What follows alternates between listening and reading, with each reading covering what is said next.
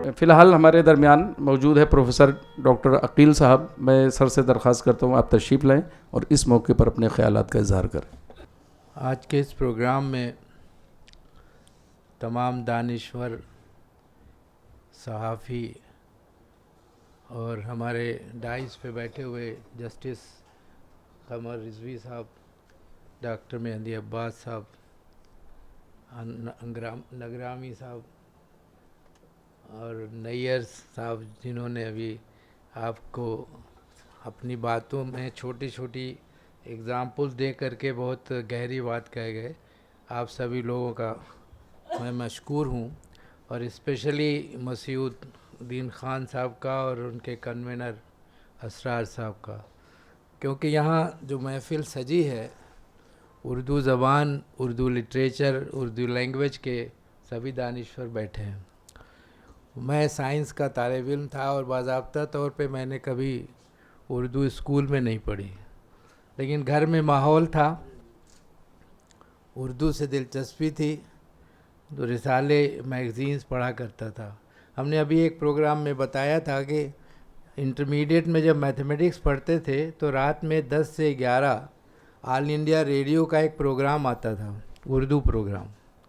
तो मैथमेटिक्स लगाते हुए उस उर्दू प्रोग्राम को सुनते थे और उससे दिलचस्पी इस हद तक बढ़ी कि जब हम लेक्चरर हो गए लक्ष्मी यूनिवर्सिटी में, तो कुछ दिनों के बाद ऑल इंडिया रेडियो के उर्दू प्रोग्राम में एक आध बार इनवाइट किया गया, तो फिर मुसलसल हम जाने लगे। और जाहिर सी बात है कि उर्दू के जो हमारे शायर या उनके जो रिसर्चेस हैं उस पर तो हम नहीं बोलते थे, लेकिन साइंस, टेक्नोलॉजी, बैंकिंग, जो भी डेवलपमेंट्स मुल्क में या मुल्क के बाहर हो रहे हैं उसकी भी लोगों को चाह रहती है कि हम जानें, तो उसको उर्दू में हम लिखते थे और उसकी इस्लाह अपने फादर से करवाते थे। तो अभी मसीउद्दीन साहब ने जो एक बात कही कि जो टर्मिनोलॉजीज़ हैं उर्दू की, हम जब बोलते हैं इन्फॉर्मेशन बोलते हैं, अगर हमें उर्दू से रग़बत है तो हमें उसको सीखना पड़ेगा, मैं भी कि हम उसके सब्जेक्ट को नहीं जानते। तो हुआ ये कि एक बार हमारे एक सीनियर कुलीग बोलने लगे कि अब तो आप उर्दू में भी बोलते हैं। मतलब ये था कि ये आपकी विरासत नहीं है, ये आपको बोलना नहीं चाहिए। तो हमने कहा अगर आप लोग उर्दू में, माफ़ कीजिएगा, शायरों के बजाय, मीर तकी मीर के बजाय, जोश मलिहाबादी के बजाय जो हमारे डेवलपमेंट्स हो रहे हैं, हम अपने बच्चों को उसके बारे में भी उर्दू प्रोग्राम के ज़रिए, उर्दू रिसालों के ज़रिए, अगर हम उर्दू जानते हैं और साइंस भी जानते हैं तो ये हमारी ज़िम्मेदारी बनती है कि हम उर्दू में उस सब्जेक्ट्स को लिखें। आम फहम तब बनेगा जब हम उसको लिखेंगे और उसको मासेस तक पहुंचाएंगे। उर्दू जहाँ तक मैं समझता हूँ सिर्फ मुशायरों की ज़बान नहीं है। एक ज़माने में बहुत से जो पुराने, इत्तेफाक से यहाँ पर मेरे ख़्याल से कोई भी आज़ादी के पहले का पैदा हुआ कोई इंसान यहाँ बैठा नहीं होगा, चाहे जो भी हो। तो हम लोगों ने वो ज़माना नहीं देखा, हम सिर्फ हिस्ट्री की बात करते हैं कि हमारे फ़लाँ शायर ने ये लिखा, अच्छी बात है। जाहिर सी बात है कि पोइट्री एक ऐसी चीज़ है कि 2 लाइन में शायर वो बात कह जाता है जो हम 10 सफ़े लिख करके भी नहीं कह पाते। गज़लें हैं, इशारों में बातें होती हैं, क्रिटिसिज्म है वो भी इशारों में होता है। लेकिन ज़रूरत इस बात की है, जो हम पर्सनली महसूस करते हैं कि जो आज का ये प्रोग्राम है इसमें टाइटल है माजी, हाल और मुस्तकबिल। तो हाल में तो हम लोग जी रहे हैं, हमारे जो नौजवान बच्चे हैं, जो नौज़ायद बच्चे हैं, जो आगे 10-15 साल के बाद बड़े होंगे, उनको हम कौन सी विरासत छोड़ के जाएंगे। जाहिर सी बात है कि अभी आज का दिन बड़ा ऑस्पिशियस डे है। मैडम ने अपनी तकरीर में बताया कि 9 अगस्त 1925 को काकोरी कांड, जिसको नाम दिया उन्होंने, हालांकि वो कांड नहीं था, क्योंकि जो ट्रेज़र था, ख़जाना था, उसको बिस्मिल साहब ने यस फ्रीडम स्ट्रगल, उसको नाम उन्होंने तो लूट कांड दिया था। क्योंकि वो उनका दिया हुआ था। हाँ, लेकिन वो इवेंट था जिसके ज़रिए जो ख़जाना उन लोगों ने लिया वो इसलिए कि वो हमारी जंग आज़ादी में काम आए। तो जाहिर सी बात है आज जो ये प्रोग्राम को इस आज के दिन मुनक़्क़िद किया गया है, तो हम लोगों को सोचना चाहिए कि उन लोगों ने अपनी जान पर खेल करके जो एक जोश था उनके अंदर, और उन्होंने मुल्क के लिए बहुत बड़ा काम किया। और पूरे हिंदुस्तान में या उसके बाद हमको अपने बच्चों को ये बात बतानी चाहिए, जैसे हम और चीज़ें बताते हैं। तो मैं ये समझता हूँ कि तकरीर से ज़्यादा तदबीर और उस पर अमल करने की ज़रूरत है। शेर व शायरी अच्छी चीज़ें हैं, उसके ज़रिए पैगाम जाता है, और घर में हमको माहौल उर्दू का पैदा करना है, तभी उसका फ्यूचर ब्राइट हो सकता है। अगर आप एक असेसमेंट करिए, यहाँ पर मान लीजिए 50 लोग बैठे हैं, कितने लोगों के घर के ड्राइंग रूम में उर्दू का न्यूज़पेपर दिखता है। हमारे पास इंग्लिश के एक से एक मैगज़ीन्स, दिल्ली के न्यूज़पेपर्स, लखनऊ से छपने वाले न्यूज़पेपर्स होंगे, लेकिन लखनऊ में ही एक सहारा अखबार निकलता है। हम लोग जब छोटे थे तो कौमी आवाज़ अखबार आता था। इशरत साहब, बहुत से लोग जानते होंगे, इशरत सिद्दीकी साहब, गिलोरियों के नाम से उनके मजमून छपते थे, और उसमें बहुत सी चीज़ें ऐसी थी। एक लखनऊ यूनिवर्सिटी का 1 मिनट लूँगा। हमारे यहाँ लखनऊ यूनिवर्सिटी का सेशन बहुत लेट था, नवंबर में एग्ज़ाम हो रहे थे कि स्ट्राइक वगैरह थी।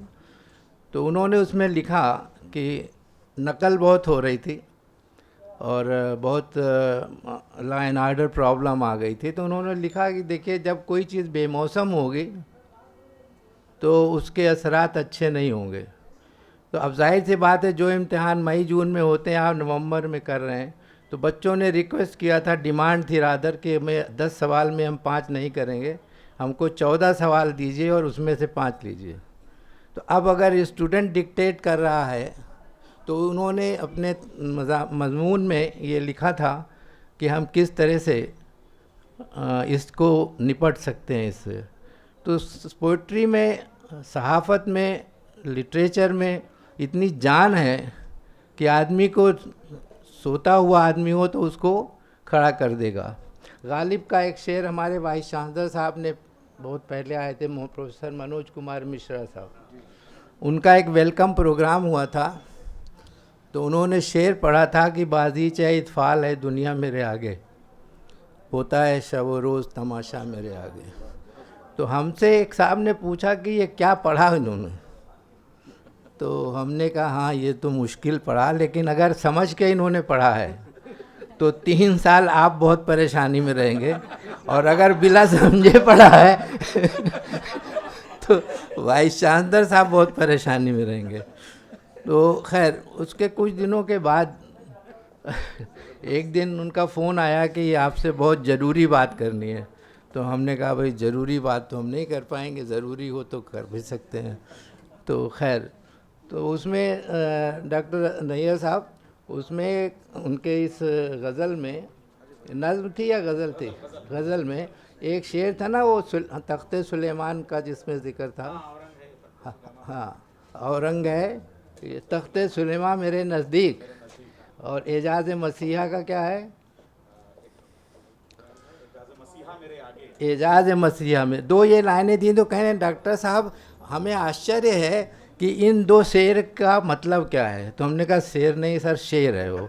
तो हमने कहा कि गालिब ने ये कहा, पहला जो सुलेमान अलैहिस्सलाम को, प्रॉफिट सुलेमान को अल्लाह ने ये ताकत दी थी, एक उनकी चटाई थी या तख्त था कि वो उससे इंसान को कहीं से कहीं पहुंचा सकते थे। उनकी एक क़ुव्वत थी, जानवरों के, परिंदों की आवाज़ भी वो समझ लेते थे। तो गालिब ये कहते हैं कि हमारे अशार में वो ताकत है कि इमेजिनेटिव पावर इतनी है कि हम जहाँ चाहें इंसान को पहुँचा दें। मतलब ज़मीन में है, लेकिन इमेजिनेशन में वो स्पेस में जा सकता है। और जो हज़रत ईसा अलैहिस्सलाम पर जो उन्होंने कहा एजाज़ है मसीहा मेरे आगे, तो उनको एक ताकत दी थी अल्लाह ने कि अगर वो किसी मुर्दे को भी छू लेते थे तो वो ज़िंदा हो जाता था। तो गालिब ने कहा कि हमारे अशार में वो क़ुव्वत है कि अगर मुर्दे के ऊपर भी मैं पढ़ दूं तो वो ज़िंदा हो जाएगा। तो वो उठ के खड़े हो गए चेयर छोड़ के, जबकि वो उर्दू से बिल्कुल नाबलद थे, लेकिन उनको शौक़ था। शौक़ बाद में हुआ। खैर, तो मैं ज़्यादा अशार पढ़ने के बजाय, क्योंकि बेसिकली काफ़ी लोगों ने अपने अपने उसका इजहार किया है, तो लास्ट में एक शेर मैं पढ़ूँगा। कर दिया ख़ुद को समंदर के हवाले मैंने, कर दिया ख़ुद को समंदर के हवाले मैंने, तब कहीं गौहरे नायाब निकाले मैंने। और एक दुआया शेर है जो मैं लिख के लाया था, उमूमन लिखता उखता नहीं मैं कुछ। मिलेगी मंजिल मकसूद हम ये ईमान रखते हैं, मिलेगी मंजिल मकसूद हम ये ईमान रखते हैं, हम अपनी रहनुमाई के लिए कुरान रखते हैं। वफ़ादारी वतन से हो यही कुरान कहता है, हम अपने दिल के हर गोशे में हिंदुस्तान रखते हैं। Thank you very much.